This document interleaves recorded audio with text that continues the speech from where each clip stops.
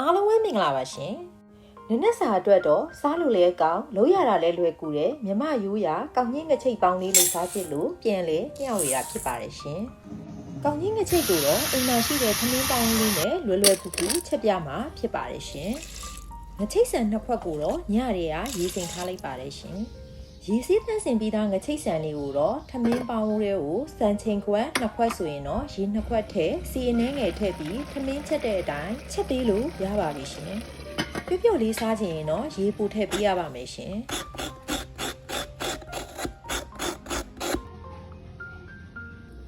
ဒါကတော့ငချိတ်ပေါင်းနဲ့တွဲစားမယ်နှမ်းတောင်းလေးပြုလုပ်နေတာဖြစ်ပါတယ်ရှင်။နှမ်းဖြူရဲ့နှမ်းမဲရဲ့စားအနှဲငယ်ကိုလှော်ပြီးတဲ့အခါမှာတော့ထောင်းပေးလိုက်ပါတယ်ရှင်။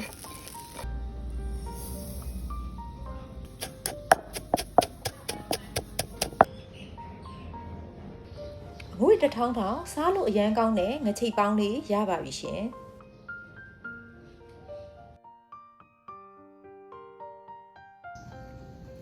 အုံးသီးပွေးပွေးလေးနှမ်းနှောင်းမွေးမွေးလေးနဲ့ငါးငချိတ်ပေါင်းစားလို့အရန်ကောင်းပါတယ်ရှင်။စားကြပါအောင်ရှင်။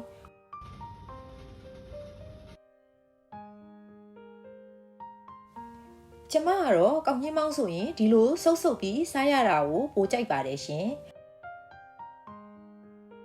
အားလုံးကိုကျေးဇူးတင်ပါတယ်။